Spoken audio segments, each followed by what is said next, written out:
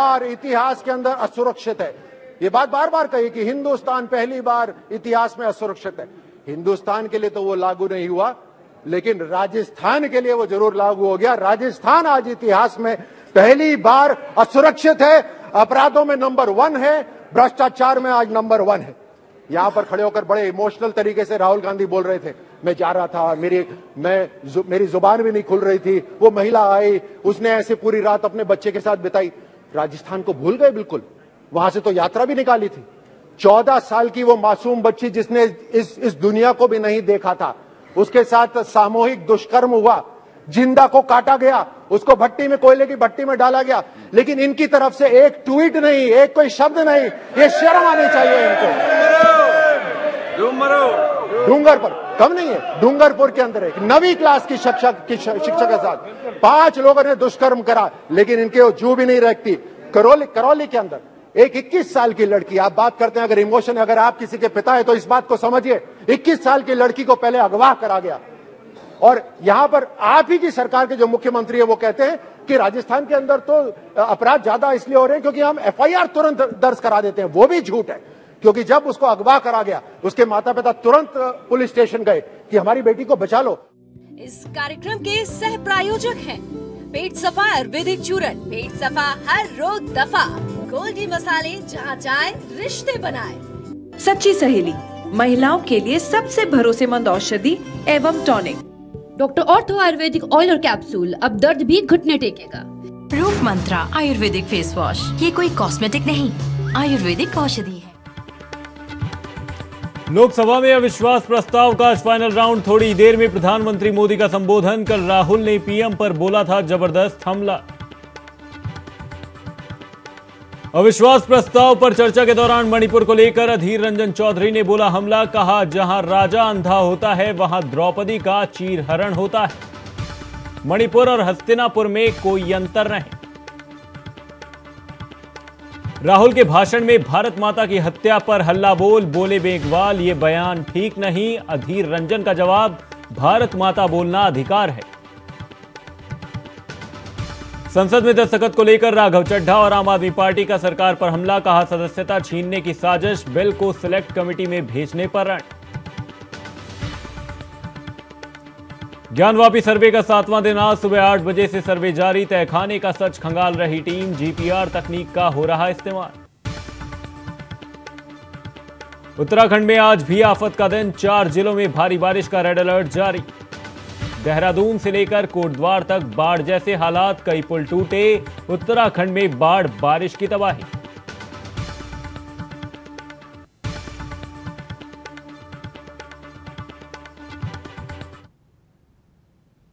नमस्कार, आप देख रहे हैं इंडिया वॉइस। मैं हूं आपके साथ अमन त्रिपाठी। सीधा लिए चलते हैं आपको संसद, जहां पर सदन की कार्यवाही जारी है।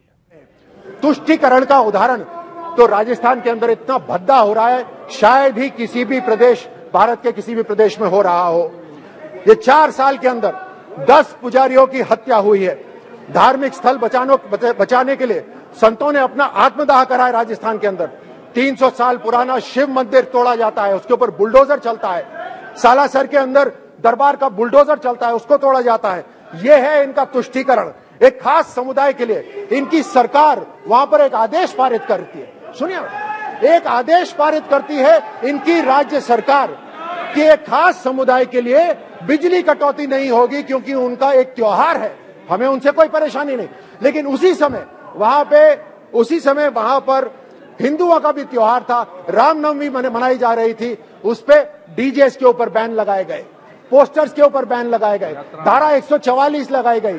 और यही नहीं, भजन कौन से बजेंगे उसकी अनुमति भी कांग्रेस देगी। ये असलियत है कांग्रेस की तुष्टीकरण की। उदयपुर के अंदर कन्हैया लाल की हत्या हुई, न जाने कितने कन्हैया मारे गए हैं, वो तो उनका वीडियो नहीं बना। ये है असलियत राजस्थान की, लेकिन इन्होंने कोई एक्शन नहीं लिया। इन्होंने माहौल ऐसा बना दिया है वहां पर, सभापति जी, ऐसा माहौल बना दिया है कि एक खास समुदाय के लोग पुलिस थाने के अंदर खड़े होकर वो खुलेआम हिंदुओं को धमकी देते हैं, लेकिन इनकी सरकार कुछ नहीं करती।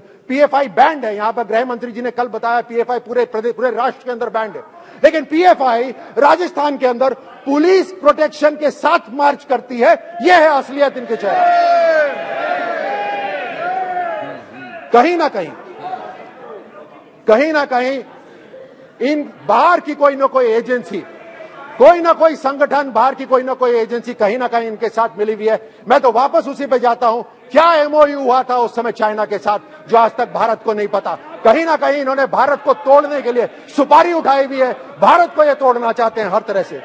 राजस्थान के अंदर दलितों के ऊपर अत्याचार हो रहा है। पिछले 4 साल के अंदर 60% दलितों पर अत्याचार बढ़ा है। बीकानेर के अंदर दलित महिला के साथ दुष्कर्म होता है और उसकी हत्या कर दी जाती है। जालौर जिले के अंदर एक 9 साल के दलित लड़के को मार दिया जाता है क्योंकि वो पानी पीने गया था। जम्वा रामगढ़, मेरे अपने संसदीय क्षेत्र के अंदर एक महिला टीचर, मतलब टीचर तक को भी नहीं छोड़ा, एक महिला टीचर को जिंदा जलाया गया। वहां पर ये दलितों के ऊपर अत्याचार ये कर रहे हैं। इन्होंने हर तरह से धोखा दिया है। मैं घोषणा पत्र पर आता हूं, इन्होंने घोषणा पत्र में भी धोखा दिया है। ये तो अविश्वास लायक भी नहीं है। ये अविश्वास प्रस्ताव हमारी सरकार के खिलाफ लाए हैं, लेकिन पर ये अविश्वास लायक भी नहीं है। इन्होंने राजस्थान के साथ विश्वासघात करा है। ये है असलियत इनकी। घोषणा पत्र के अंदर ये कहते हैं कि हम हस्तशिल्प कला और हथकरघा निदेशालय का गठन करेंगे, नहीं करा। यहाँ पत्रकार बैठे हैं, राजस्थान के पत्रकारों को इन्होंने बेवकूफ बनाया। बोलते हैं हम आपकी सुरक्षा के लिए एक अधिनियम लेकर आएंगे। 4.5 साल हो गए, एक भी अधिनियम नहीं आया। इन्होंने हर तरह से राजस्थान के साथ विश्वासघात करा है। और अविश्वास प्रस्ताव किसके लिए लेकर आए? एक ऐसी पार्टी जिसने जो कहा वो करा, एक ऐसी पार्टी जिसने बोला धारा 370 हटाएंगे तो हमने हटाया, हमने बोला राम मंदिर बनाएंगे तो हमने बनाया, हमने बोला आतंकवाद को मुंह तोड़ जवाब देंगे तो हमने दिया। हर तरह से उस सरकार के खिलाफ ये अविश्वास प्रस्ताव लेकर आए हैं। मैं इनसे आग्रह करता हूं अगली बार यह घोषणा पत्र दें तो उसमें एक स्टार लगाएं। वो स्टार लगा के बोले टर्म्स एंड कंडीशंस अप्लाई, क्योंकि ये झूठ बोलते हैं, झूठ बोलने वाले। मैं अभी खत्म करता हूं, अपनी बात खत्म करता हूं ये कहकर कि जब जीत न सके बाजी वे हाथ मलने लगे, जब जीत न सके बाजी वो हाथ मलने लगे। आसमां सी ऊंचाई, प्रधानमंत्री मोदी जी और मोदी सरकार के लिए बोल रहा हूं, आसमां सी ऊंचाई देख वो जलने लगे। अभी तो बहुत कुछ तमन्ना है 56 इंच के सीने में। अरे रुकिए, बैठिए, अभी से आपस में क्यों लड़ने लगे? ये इनकी असलियत। बहुत बहुत धन्यवाद। श्री सी थॉमस जी, आपका नाम नहीं बोला है सर, थॉमस जी का नाम बोला। आप प्लीज बैठ जाइए। आपका नाम नहीं पुकारा गया है, आप बोलिए please. Thank you, Chairperson, for giving me an opportunity to participate in this debate on the no confidence motion proposed by India Alliance. I, on behalf of my party, Kerala Congress M, support the no confidence motion. The prolonged clash between two groups, Meiteis and Kukis, has led to widespread violence, death and displacement in Manipur. Sir, not only in Manipur, in the country at large also is witnessing tensions, violence against women, marginalized sections of the society and also minorities. These communal tensions and violence are initiated by certain forces to create communal polarization and to take political advantage out of it. The recent developments in Haryana is another example. Sir, myself and Sri Jose K. Mani MP, Chairman of Kerala Congress Party, we went together to Manipur on 2nd and 3rd July this year. During our visit, we witnessed several Christian churches. More than 260 churches were demolished and burned down. Sir, we were completely, these churches were completely destroyed and burned. The scenes we saw there was devastating and painful. The Christian tribal communities feel that there has been a clear bias in the way matter has been reported. Also, they are very much afraid of the way the Chief Minister has made a statement in the press conference that 40 Kuki terrorists were killed by security forces. Sir, this shows that the government, the state government is biased. Sir, the central government also is biased. When our Honorable Prime Minister visited Sacred Church in Delhi on the day of Easter, the entire Christian community in the country was very hopeful. Again, when he came to Kerala, he met all the bishops in Kerala. We were happy about it. But the developments in Manipur is totally against the wishes of the Christian community, sir. Sir, despite the Honorable Home Minister's visit to the state, it continues to be in a state of shocking violence. It is clear that the measures taken by the state and the central governments thus far have been insufficient to halt the violence. Sir, during our visit, we could witness a complete breakdown of law and order situation. Our vehicle was blocked by a group of Meitei women known as Mera Pabis on the National Highway 2 at Sekmai. They inspected our vehicle, demanded to know our whereabouts and the purpose of our visit, and all this happened while the army as well as the police personnel were looking on. Sir, the signs of complete breakdown of law and order situation were manifested in a viral video which is already known to all over the world, where the two women cookies were stripped, paraded naked and sexually assaulted. It is a matter of collective shame for this house and the entire country that our sisters are being treated with such humiliation. Sir, the human rights violation in Manipur have brought our country to a total disgrace globally. It is quite astonishing that in spite of all these violence and human rights violation, our Honorable Prime Minister has not bothered to visit Manipur so far or take any steps to bring peace in that state. Sir, more than the violence, the silence of the Prime Minister is shocking. Sir, from the part of Kerala Congress M, we demand the following matters.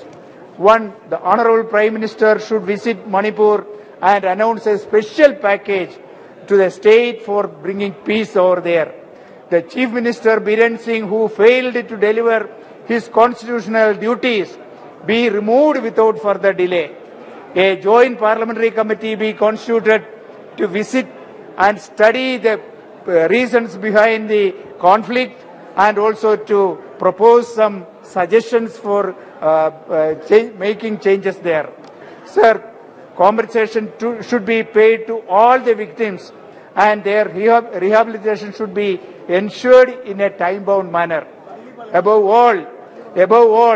all the places of worship destroyed during the violence should be rebuilt by the government. Thank you, sir. Thank you. Thank you. Have some butter, please. Shri Vijay Baghel ji. धन्यवाद सभापति महोदय। सभापति महोदय, मैं उस राज्य से आता हूं, छत्तीसगढ़ राज्य, जो भगवान राम जी की पूज्य माता जी कौशल्या मां की मंदिर है। और हमारे छत्तीसगढ़ के लोग बहुत भोले भाले, बहुत सीधे सरल हैं। आदिवासी बहुल ओबीसी का क्षेत्र और एससी का भी बहुलता के साथ वहां जनसंख्या है। और प्यार से हम अपनी बोली से छत्तीसगढ़िया सबसे बढ़िया ये शब्द के साथ हमको नवाजा जाता है। और मैं गौरवान्वित हूं, एक लोकसभा के मंदिर में मुझे अपने छत्तीसगढ़ के बारे में बोलने का अवसर हुआ है। माननीय सभापति महोदय,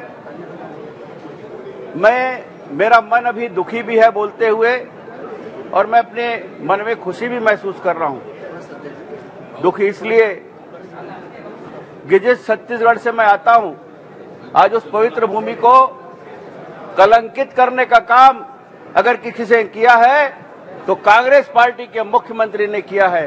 अपने भ्रष्टाचार के कारण, अपने भ्रष्टाचारियों के कारण किया है। आज जो भी बेशकीमती समय हमारे पक्ष साथियों ने बर्बाद किया, इतना अमूल्य समय हमें मिलता है, लेकिन इनके कारण आज समय बर्बाद हुआ है। और खुशी इसलिए भी है कि मुझे माननीय मोदी जी के द्वारा और हमारी सरकार के द्वारा जो अनगिनत कार्य किए हैं और जिसके कारण पूरा देश सम्मानित हुआ है, जिस देश को घृणा की दृष्टि से देखते थे, आज सिर्फ हिंदुस्तान के लोग ये गर्व महसूस करते हैं कि पूरे विश्व में हमारा नाम है, हमारे मोदी जी का नाम है। मैं आजादी के दीवानों ने और महापुरुषों ने जो सपने देखे थे, उन सपनों को साकार करने का और उन्हें आकार देने का काम अगर किसी ने किया है तो माननीय नरेंद्र मोदी जी ने किया है।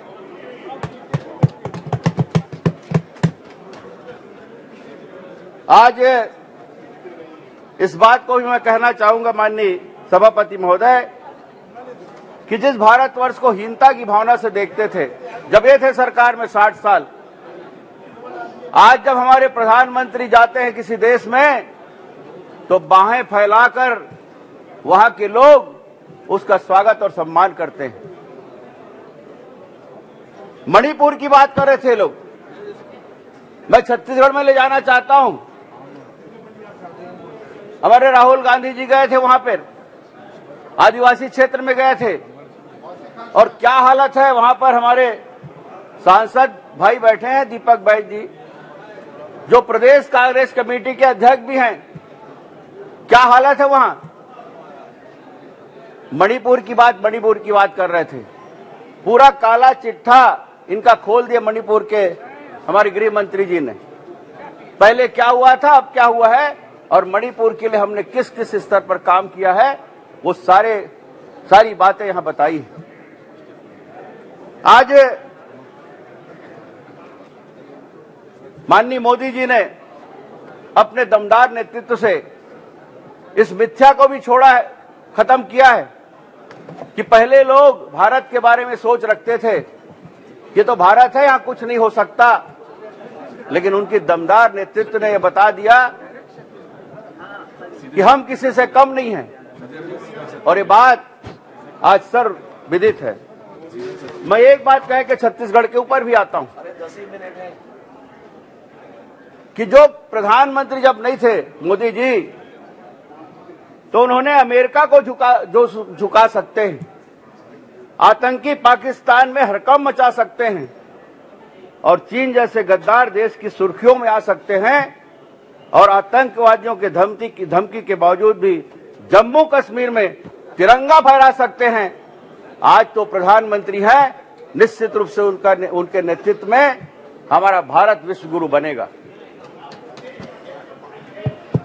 हाँ, हमारे छत्तीसगढ़ में किधन वो हमार कका है, वो सब ठगा है, वही है वो। माननीय सांसद जी, मैं नाम लेना नहीं चाह रहा था, लेकिन आप नाम ले दिए। जी जी जी, सबको ठगा है। अभी हमारे ये राहुल गांधी जी कल कह रहे थे कि रावण का अहंकार ने मुझे मारा। रावण के अहंकार ने मारा, मैं बता दूं, वहां के मुख्यमंत्री, छत्तीसगढ़ के मुख्यमंत्री के पूज्य पिताजी ये बात बोलते हैं कि ब्राह्मण कुमार रावण को मत मारो। ऐसे वहां के मुख्यमंत्री के पिताजी हैं। दीपक भाई जी उस बात को जान चुके हैं।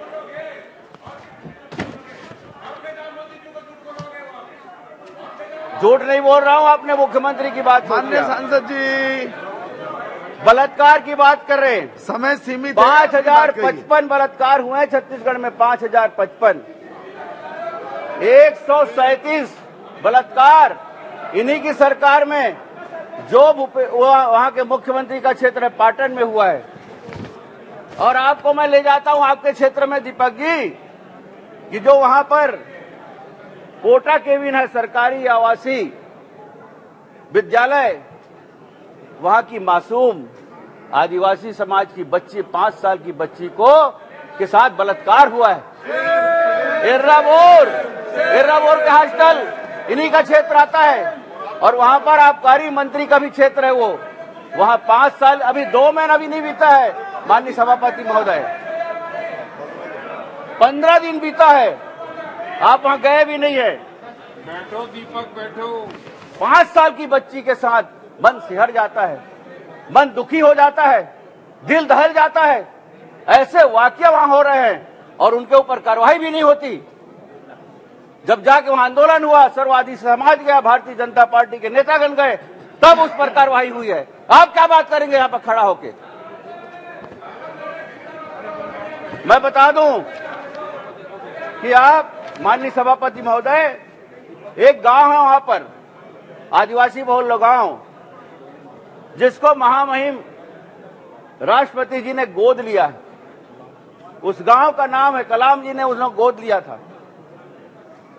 ग्राम पंचायत साबरबार के झुमरी डुमर गांव, 2 महीने तक राशन नहीं पहुंचा वहां और एक चार सदस्यीय एक परिवार भूख के कारण आत्महत्या करने को मजबूर हो गया, आत्महत्या कर मर गए वो लोग। और ये बताएंगे हमको, ये है हालत छत्तीसगढ़ की, भ्रष्टाचारियों का। और ये तो कांग्रेस के एटीएम बने।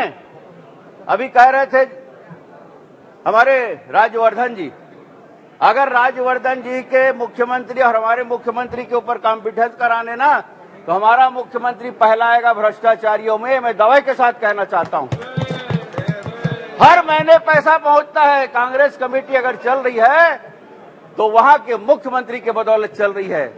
शराब में घोटाला, रेत में घोटाला, कोयला में घोटाला, मुरम में घोटाला, सीमेंट में घोटाला, क्या क्या घोटाला नहीं, डीएमएफ के फंड में घोटाला। और ये भी बता दूं, वहां पर पहले तो चारा घोटाला हुआ करता था सभापति महोदय, अब तो गोबर घोटाला भी हो गया, गौमूत्र में भी घोटाला हो गया। गोबर खरीद रहा हूं करके वाहवाही लूट रहे, पूरे विश्व में नंबर 1 है। लेकिन मैं थोड़ा सा समय चाह रहा हूं, आपसे निवेदन कर रहा हूं, थोड़ा सा समय, बहुत देर से इंतजार कर रहा था मैं ये बता रहा हूं जी, गोबर घोटाला, गौ माता के गोबर में घोटाला, इतना बड़ा घोटाला, गौमूत्र में घोटाला। और तो और बता दूं कि वहां के किसानों को चमकाया जाता है, मुख्यमंत्री के निर्देश पे अधिकारियों द्वारा चमकाया जाता है कि धूल मिट्टी का जो वो बोरी है, उसको वर्मी कंपोस्ट बोल के जबरदस्ती वो किसानों को प्रति एकड़ 3 बोरी 300 रुपये के हिसाब से 900 रुपये का थमाया जाता है, दादागिरी करके। ये बोलते हैं हम डीएपी नहीं देंगे, हम यूरिया नहीं देंगे, हम पोटास नहीं देंगे। इधर माननीय नरेंद्र मोदी जी 10 लाख करोड़ के सब्सिडी देकर किसानों को उसी कीमत पर खाद पहुंचा रहे हैं और उसमें दादागिरी करके वहां के मुख्यमंत्री ये बोल रहे हैं कि अगर वर्मी कंपोस्ट नहीं लोगे, धूल मिट्टी का ये मुद्दा नहीं दोगे बोरी, तो हम तुमको नहीं देंगे। ऐसा अधिकारी चमका रहे हैं। और ये किसान विरोधी हैं, मजदूर विरोधी हैं, आदिवासी विरोधी हैं, कलंकित कर दिए हैं, नौटंकीबाज है। और पिछड़ा वर्ग के लिए जो मोदी जी ने किया है ना, ये 3 जन्म में भी नहीं कर सकते, 10 जन्म में नहीं कर सकते।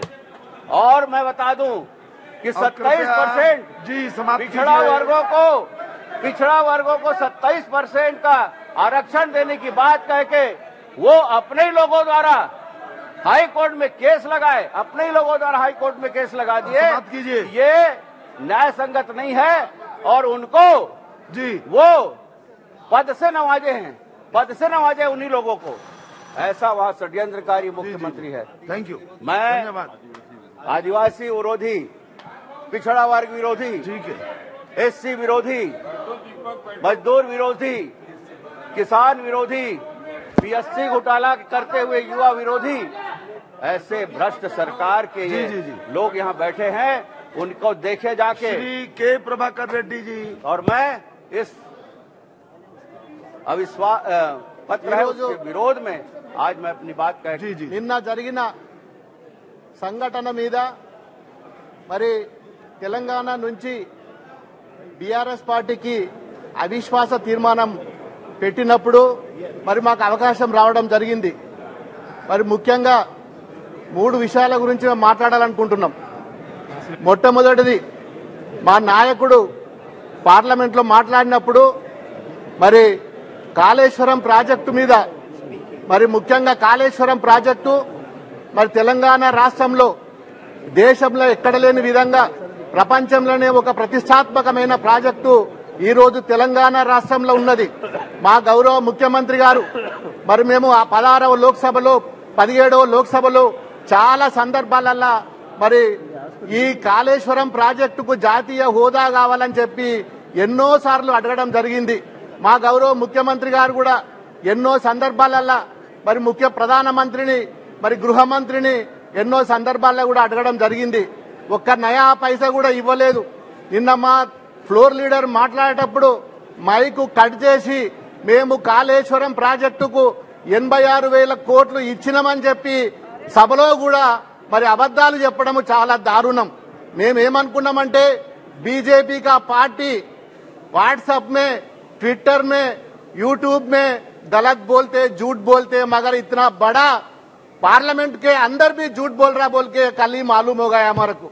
ये पूरा सारे दुनिया देख रहे 86,000 करोड़ कहां से दिया, कब दिया, ये पूरा सभा के अंदर पूरा मालूम होना चाहिए. మరి ఈ రోజు తెలంగాణ రాష్ట్రంలో చేసే అభివృద్ధి పనులు దేశమంతటా కూడా చూస్తుంది. దేశంలో యావత్ ప్రజలు చూస్తున్నారు. ఇలా తెలంగాణలో జరిగే పనులు ఏదైతున్నాయో మరి మీ డబుల్ ఇంజన్ సర్కార్ సంబంధించిన వేరే రాష్ట్రాల నుంచి కూడా అధికారులు గాని మరి ముఖ్యమంత్రులు గాని నాయకులు గాని ఈ రోజు తెలంగాణకు వచ్చి తెలంగాణలో చేసే పథకాలు చూసి మరి కేసీఆర్ గారు మీరు చాలా గొప్పగా చేస్తున్నారు. सदन की कार्यवाही जारी है। आपको बता दें, अविश्वास प्रस्ताव पर लगातार चर्चा हो रही है। जल्द ही भारत के प्रधानमंत्री नरेंद्र मोदी अविश्वास प्रस्ताव पर बोलते हुए नजर आएंगे। जैसे ही प्रधानमंत्री बोलते हुए नजर आएंगे जरूर उनका रुख करेंगे, लेकिन इसी बीच अधीर रंजन चौधरी ने सदन में क्या कुछ कहा, अविश्वास प्रस्ताव पर चर्चा को लेकर आपको सुनवाते हैं। सर देखिए, ये नो कॉन्फिडेंस मोशन की ताकत कितने है कि हमारे प्रधानमंत्री को हम लोग खींच के सदन में लाकर बैठे। यही ताकत होते हैं संसदीय परंपरा की। हम ये नो कॉन्फिडेंस मोशन आने के लिए कोई सोचा भी नहीं था, लेकिन हम बार बार ये गुहार लगाते आए थे कि कम से कम हमारे देश की प्रधानमंत्री सदन में आए और मणिपुर की मुद्दे पे हम बोलने का पहले कुछ बोले। ये सिर्फ हमारा मांग थी और कुछ नहीं। हमारा मांग कोई बीजेपी नेता से नहीं, हमारी मांग थी हिंदुस्तान की प्रधानमंत्री से, जो लाजमी है क्योंकि हम भी ये सदन की मेंबर है।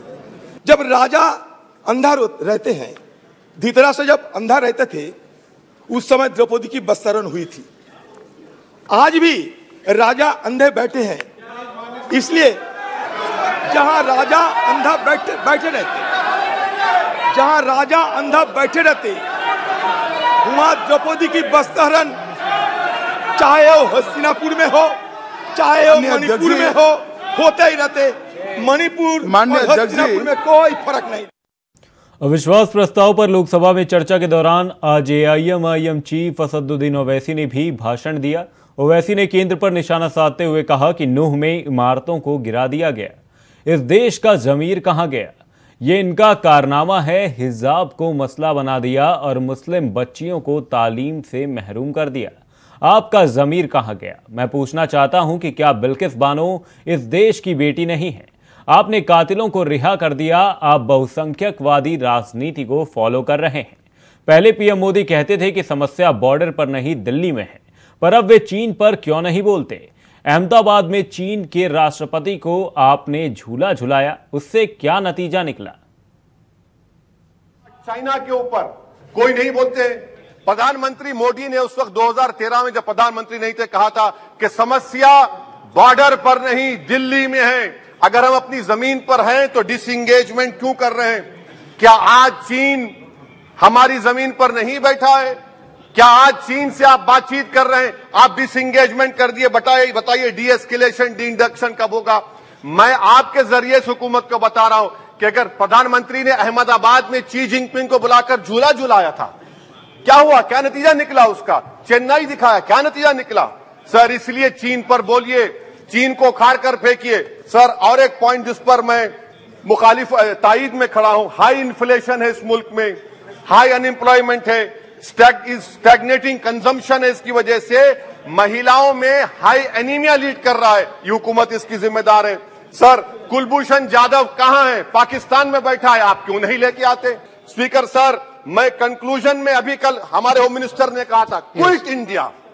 अगर इनको मालूम हो जाए कि क्विट इंडिया का नारा एक मुसलमान ने दिया था तो वो भी नहीं बोलेंगे, वो नहीं मालूम था उनको। उसका मैं कंक्लूड कर रहा हूं, उसका नाम यूसुफ मेहर अली था। सर यूसुफ मेहर अली ने क्विट इंडिया का नारा बनाया, जिसको महात्मा गांधी ने सारे देश में एक पैगाम किया। मैं कंक्लूड कर रहा हूं सर, इस देश में अगर आज क्विट इंडिया करना है तो कहना पड़ेगा चाइना क्विट इंडिया। सर जो लोग तुष्टीकरण की राजनीति आप कर रहे हैं, आप हिंदू अक्सरियती लोगों में हथियार बांट रहे हैं, ये आप देश के लिए खतरा पैदा कर रहे हैं। प्रधानमंत्री जब खड़े होकर जवाब देंगे, हम उनसे पूछना चाह रहे हैं, पॉइंटेड क्वेश्चन है, क्या देश बड़ा है या हिंदुत्व गोलवालकर की आइडियोलॉजी बड़ी है?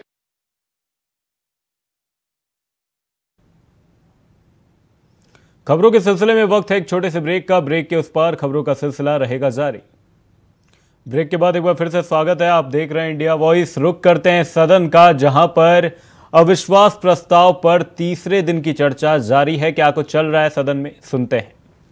దేవాలయం సార్ ఇది, నీళ్లు నిధులు నియామకాలు సార్, మా నీళ్లు మాకు కావాలి, మా నియామకాలు మాకు కావాలి, మా పాలన మాకు కావాలని చెప్పి 1400 మంది బలిదానమైన తర్వాత సాధించుకున్న తెలంగాణ రాష్ట్రం సార్. ఆ తెలంగాణ రాష్ట్రానికి చూడండి, ఈ దేవాలయానికి శిరస్సు వచ్చి దండాలు పెడుతున్నా సార్.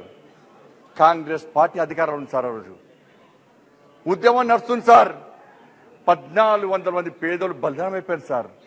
రివాల్వర్ తో కాల్చుకున్నారు సార్. ట్రైన్ ఎదురుగస్తుంటే జై తెలంగాణ అని చెప్పి ఆత్మ బలిదానం చేసింది సార్.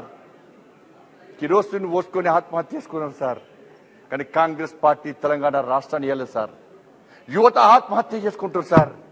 ఇదే హాల్లో స్వర్గీయ సుష్మా స్వరాజ్, స్వర్గీయ సుష్మా స్వరాజ్ తెలంగాణ చిన్నమ్మ, తెలంగాణ యువతలారా ఆత్మహత్య చేసుకోకండి. మీరు కలలు కన్న తెలంగాణ రాష్ట్రాన్ని ఇవ్వడానికి మేము సిద్ధంగా ఉన్నాం. కష్టపడి సాధించుకున్న తెలంగాణ రాష్ట్రాన్ని కల్లారా చూడడానికి మీరు బతికి ఉండాలని చెప్పి నా సుష్మా స్వరాజ్ ఇదే పార్లమెంటు వేదికగా కాంగ్రెస్ పార్టీని హెచ్చరించింది సార్. మీరు తెలంగాణ ఇస్తారా? మీరు ఇవ్వకుంటే మేము ఇస్తామంటే 1400 మందిని బలి తీసుకున్న Congress party bill ప్రవేశపెడితే Bharatiya Janata party మద్దతుతో తెలంగాణ రాష్ట్రం ఏర్పడ్డది సార్. భారతీయ జనతా పార్టీ చిన్న రాష్ట్రాలకు అనుకూలం సార్. భారతీయ జనతా పార్టీ 1997లో చిన్న రాష్ట్రాలకు అనుకూలంగా తీర్మానం చేసిన పార్టీ భారతీయ జనతా పార్టీ. ఒకే విధానం, ఒకే నినాదం, ఒకే స్లోగన్తో ముందుకొచ్చిన party Bharatiya Janata party sir. కానీ పాములు చీమలు చీమలు పెట్టిన పుట్టలు పాము జరిగినట్టు ఒక కుటుంబం తెలంగాణలో వచ్చింది సార్. ఒక కుటుంబం టీఆర్ఎస్ పార్టీ బీఆర్ఎస్ గా మారింది సార్. అవినీతి యూపీఏ ఐఎన్డీఏ ఎట్లా మారిందో అవినీతి కుటుంబ పార్టీ అయిన టీఆర్ఎస్ ఇవాళ బీఆర్ఎస్ గా మారింది సార్. బీఆర్ఎస్ పేరు భ్రష్టాచార రాక్షస సమితి సార్. బీఆర్ఎస్ పేరు भ्रष्टाचार ये बीआरएस लीडर का नाम है सर. बीआरएस लीडर का नाम है सर कासिम चंद्रशेखर रज्वी. कासिम चंद्रशेखर रज्वी सर. ये बीआरएस नेता का नाम सर. नहीं मैं सर किसी का नाम ले रहा हूँ सर. मैं नो क्या सर ये मुख्यमंत्री सर తెలంగాణ బర్బాద్ చేసింది సార్. తెలంగాణ ప్రజలను నాశనం చేసింది సార్. अरे చెప్తా ఏం చేస్తారు సార్? बीआरएस का काम एक ही काम है सर. एक ही काम है सर बीआरएस नेता का काम. रात में पीता सर, रात में पीता, दिन भर सोता, किसी से नहीं मिलता, वही है बीआरएस का नेता सर. ఏమేం సార్ తెలంగాణ రాష్ట్రం ఇవాళ? ఏమేం సార్ తెలంగాణ రాష్ట్రం? కుటుంబం దోసుకుంటుంది సార్. కుటుంబం తెలంగాణ ప్రజల బతుకులు బర్బాద్ చేసింది సార్ బీఆర్ఎస్ పార్టీ ప్రభుత్వం.